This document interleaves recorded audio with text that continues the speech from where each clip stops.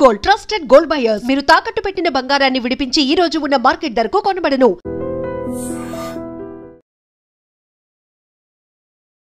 నమస్తే, నేను Kavitha. Welcome to iDream. H1B వీసాలు, ఇండియన్ ఎడ్యుకేషన్, దీంట్లో ప్రధానంగా వినిపించేది ఏది కరెక్ట్ డెసిషన్, ఏది వైస్ డెసిషన్ అవుతుంది, వేస్ట్ డెసిషన్, మనీ మీద మనం వేస్ట్ చేస్తున్నాము అనేటువంటి డెసిషన్. యాక్చువల్గా ప్రతిసారి అకాడమిక్ ఇయర్ స్టార్ట్ అయిన వెంటనే అమెరికాలో విద్య, దానికి సంబంధించి బోల్డ్ అని ప్రోస్ అండ్ కాన్స్ పేరెంట్స్ ఆలోచిస్తూ ఉంటారు. పర్టికులర్గా ఈ ఇయర్ దేని మీద వైస్ డెసిషన్ తీసుకోవాలి, ఏది వేస్ట్ డెసిషన్ అవుతోంది, దీనికి సంబంధించి మాట్లాడుకుందాం. మనతో పాటుగా ఉన్నారు high court advocate and immigration attorney Prithviraj గారు. హలో అండి. నమస్తే.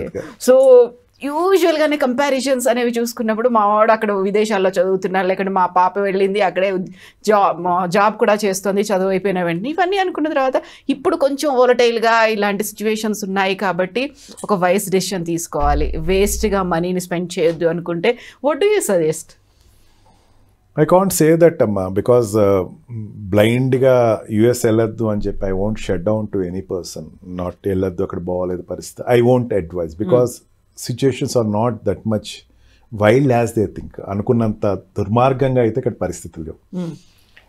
Yes, Indian opportunities always the best opportunities. There is no second thought of it. India ఇప్పుడు పెరుగుతున్న ఆపర్చునిటీస్, టాప్ 4 కంట్రీస్లో ఇండియా 3rd కంట్రీ అవుతుంది. ఆపర్చునిటీస్ ఆల్వేస్ పెరుగుతాయి. అండ్ మనకి వస్తున్నటువంటి కొన్ని సెక్టర్స్ ఆఫ్ ఎంప్లాయ్మెంట్ అన్నది పెరుగుతూ ఉన్నాయి కానీ తరగట్లేదు. ఐటీ సెక్టర్స్లో పెరుగుతున్నాయి. అండ్ బై దట్ చూసుకుంటే ఇఫ్ ఎట్ ఆల్ వచ్చేటువంటి ఇన్కమ్ తోటి నీకు వచ్చేటువంటి 1-2 లక్షల శాలరీ తోటి ఇండియాలోనే ఉండాలి అనుకుంటే IT students is the best opportunity. Doctors కూడా అవేర్నెస్ ఆఫ్ మెడిసిన్ పెరుగుతుంది. ఎప్పుడైతే అవేర్నెస్ ఆఫ్ మెడిసిన్ పెరుగుతుందో, and I know many hospitals they are operating, international hospitals. African కంట్రీలో అబౌట్ 40 కంట్రీస్కి మీరు తెలుసో తెలీదో మీకు, Indian especially Hyderabad hospitals are the direct hospitals for the treatment. అందుకని వాటికి వల్ల ఇక్కడ హెల్త్ పెరుగుతుంది కానీ తరగట్లేదు.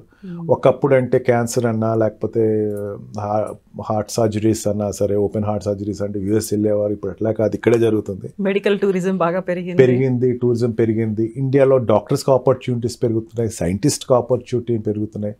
And pharma sectors is becoming the number 1 sector in the world as of now. మనకి కోవిడ్ తర్వాత కోవిడ్ అడ్వాంటేజ్ తీసుకొచ్చింది ఇండియాకి. మనకి ఆ కోవిడ్ ఇంజెక్షన్స్, కోవాక్సిన్స్ ఇవన్నీ కూడా ఇండియాలో ఇదవటం వల్ల ఇక్కడ ఉండేటువంటి మెడికల్ సెక్టర్స్, ఫార్మా సెక్టర్స్ పెరిగినాయి. అన్ని రకాలుగా చూసుకుంటే India is becoming upcoming country for the development. Definitely ఇండియాలో ఆపర్చునిటీస్ బాగుంటాయి.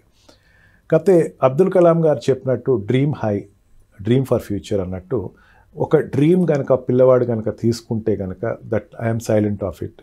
నేను అమెరికా వెళ్ళాలి, బాగా సంపాదించాలి, అక్కడ ఫ్రీడమ్ అనేది, లిబర్టీ అనేది నేను ఎంజాయ్ చేయాలి, ఆపర్చునిటీస్ అనేది తీసుకోవాలా, ఎక్కువ శాలరీ తెచ్చుకోవాలంటే I don't discourage that person. Definitely go there to America, stay there for some time, please come back to the country.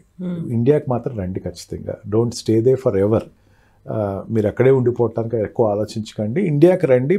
మీరు వచ్చే టైంకి ఇండియా కూడా పెద్ద కంట్రీ అవుతుంది, నో డౌట్ ఆన్ ఇట్. ఇప్పుడు పెరుగుతున్నటువంటి రిసోర్సెస్ కావచ్చు, ఆపర్చునిటీస్ కావచ్చు, మనకి ఇండియాలో కూడా ఎక్కువ మీరు వెళ్ళి వచ్చే టైంకి ఈక్వల్ కంట్రీ అవుతుంది. చిన్న ఎగ్జాంపుల్ చెప్తున్నాను కవిత గారు. ఒకప్పుడు ఇప్పుడు ఐఫోన్లో తీసుకుందాం. ఐఫోన్లో ఉండేటువంటి ఫోన్ ఏదైతే లేటెస్ట్ ఫోన్ ఏదైతే ఉందో, అక్కడ అమెరికాలో మార్కెట్ ఎవరికి ఉంటుంది అంటే ఇండియన్స్కి ఉంటుందట. లైన్లో నుంచి ఉంటారు. ఐఫోన్ రిలీజ్ చేసేటప్పుడు లైన్లో నుంచి ఉంటారు. ఆ లైన్లో ఎక్కువ మంది ఎవరు ఉంటారంటే ఇండియన్స్ ఉంటారట, to send back to India. లేకపోతే ఇండియన్స్ కొంటారట. లేటెస్ట్ టెక్నాలజీ ఏదైతే ఉందో ఇండియాలో అది కనపడుతుంది. ఒకప్పుడు ఏదో అక్కడ ఏదో వచ్చిన తర్వాత ఒక 4 years తర్వాత ఇండియా వస్తుంది, 3 years తర్వాత ఇండియా. నో, ఇప్పుడు ఈక్వల్గా వస్తుంది. ముందు ఇండియాలో వస్తుంది, తర్వాత అమెరికాలో వస్తుంది. ఆ సిచ్యుయేషన్కి వస్తుంది. And by that time we can say ya, India is the great country. At present ఈక్వలిబ్రియంకి వెళ్తుంది. Little up and downs are there. And when this PG sectors develop, ఇప్పుడు మనం చదువుకునే డిగ్రీ సెక్టర్స్లో ఒకప్పుడు PG sectors compare to 2007 till 2025 అయితే 80% PG educations పెరిగినాయి అట్లా. Okay, PG and degree educations పెరిగినాయి. ఇది ఇంకా పెరుగుతుంది. ఇవన్నీ పెరిగిన తర్వాత ఏమవుతుందంటే హ్యూమన్ రిసోర్సెస్ పెరుగుతాయి. ఆటోమేటిక్గా జాబ్ ఆపర్చునిటీస్ వస్తాయి. ఆల్రెడీ అమెరికాలో అవి ఎక్కువ ఉన్నాయి ఆపర్చునిటీస్, కాబట్టి మనకి అది కొంచెం భూతల స్వర్గంలా కనపడుతుంది.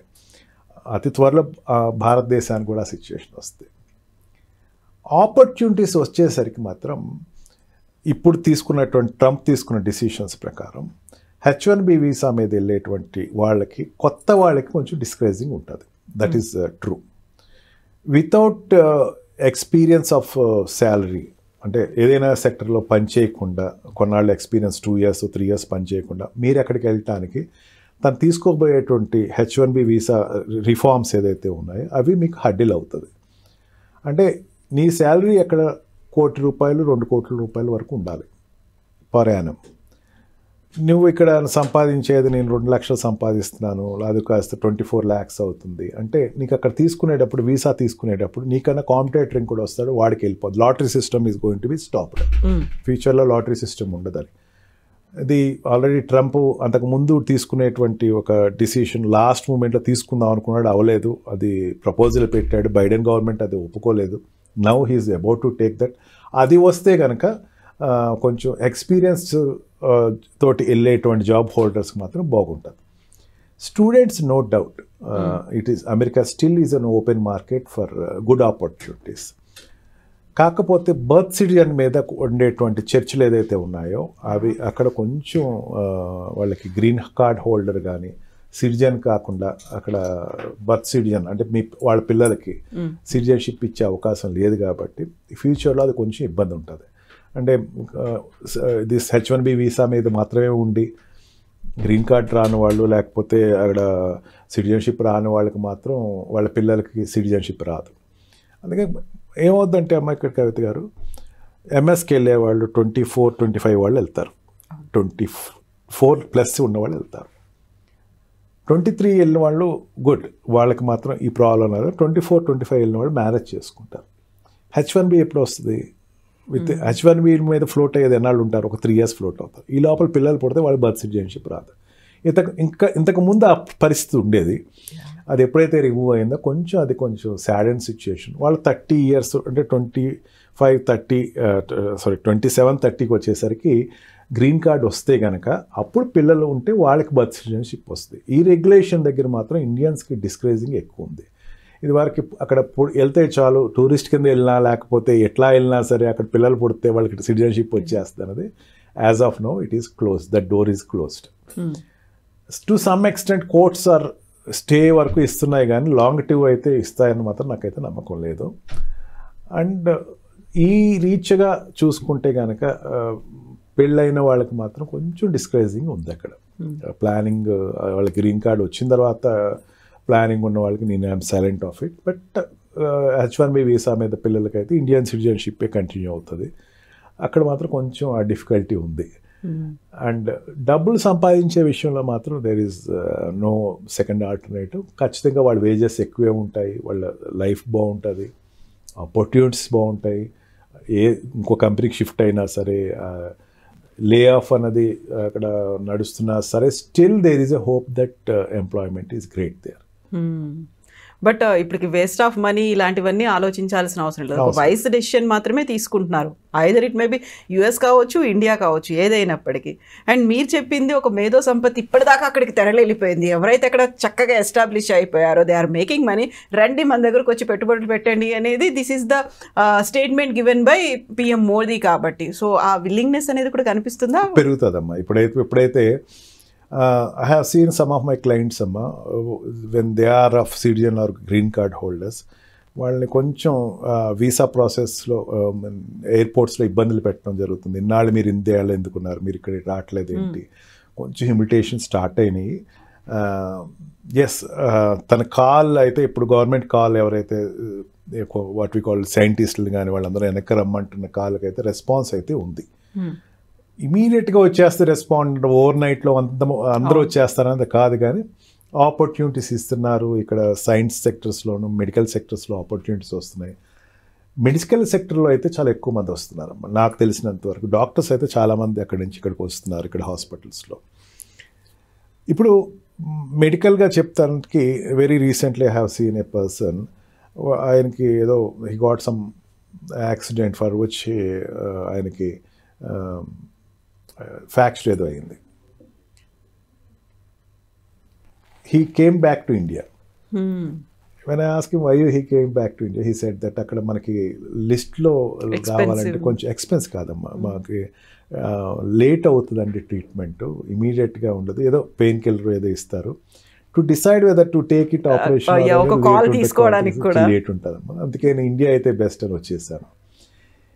ఇండియాలో డాక్టర్స్ ఎక్కువ ఉన్నారు ఈ రోజున, ఎక్స్పీరియన్స్ డాక్టర్స్ పెరుగుతున్నారు, హాస్పిటల్స్ పెరుగుతున్నాయి. ఒకప్పుడు హాస్పిటల్స్ లేవు, ఎన్టీఆర్ గారు అక్కడికి వెళ్ళి బైపాస్ చేశారు. Believe it or not, he gone for bypass, open heart surgery కాదు, బైపాస్కి వెళ్ళాడు అప్పట్లో. ఇప్పుడు బైపాస్ అంటే సారీ స్టంట్కి వెళ్ళాడు. అక్కడ స్టంట్ అంటే ఎంత కామన్ అంటే చిన్న హాస్పిటల్ కూడా స్టంట్ వేసేస్తుంది. మెడికల్గా గ్రో అయింది ఇండియా, డాక్టర్స్ ఎక్కువ వస్తున్నారు ఇక్కడ, ఎందుకంటే ఇక్కడ శాలరీస్ పెరుగుతున్నాయి వాళ్ళకి. కొంచెం ఎవరికైనా సరే అమెరికన్లో ఉండే ఇండియన్కి మా కంట్రీ అనేసరికి కొంచెం ఒక రకమైనటువంటి రెస్పాన్స్ వస్తుంది. Believe it or not, many American born Indian parents Gen Z's ఎవరైతే ఉన్నారో వాళ్ళు కూడా ఇండియాలో ఎక్కువ మంది ఉన్నారు. అంటే అక్కడ పుట్టారు ఇండియన్ పేరెంట్స్కి బర్త్ సిటిజన్ అక్కడ, వాళ్ళు చాలామంది ఇండియాలో ఉన్నారు. ఎందుకంటే ఇక్కడ ఎక్స్పెన్సెస్ తక్కువ, ఎడ్యుకేషన్ తక్కువ, ఆపర్చునిటీస్. వాళ్ళు చాలామంది they are giving up their citizenship and staying in Indian. నాకు కొన్ని కేసెస్ ఎక్కువ అవి వస్తున్నాయమ్మా, మేము అక్కడ సిటిజన్షిప్ గివ్ అప్ చేద్దాం అనుకుంటున్నాము, how to stay in India అని అడుగుతున్నారు. గుడ్. ఇప్పుడు ఉండేటువంటి పరిస్థితుల్లో అయితే రోజు రోజుకి ఇండియా మీద హోప్స్ ఎక్కువ పెట్టుకునేటువంటి సెక్టర్స్ పెరుగుతున్నాయి. ఏదైనా ఒక పాజిటివ్గానే చూడాలి. Thank you so much. Thank you. And for more videos, please subscribe to iDream. Please subscribe to iDream. Please subscribe iDream. And please subscribe to iDream. For more videos, subscribe to iDream. please like, share and subscribe to the channel. Congratulations, iDream. Subscribe to iDream. Subscribe to iDream. So subscribe to iDream Media. iDream ki iDream team andarki huge congratulations. Please subscribe iDream Media. Please subscribe to iDream. Subscribe iDream. Please subscribe to iDream. iDream అంటే నా కళల channel subscribe చేసుకున్న నోరు తిరుగుతలేదు, మీరైతే గంట గుర్తు కొట్టండి. For more such videos, please subscribe to iDream. Subscribe to iDream. Please subscribe to iDream. Please subscribe iDream Media. Please do subscribe to iDream. Please subscribe to iDream Media. For best entertainment and information, please subscribe iDream. And don't forget to subscribe to iDream.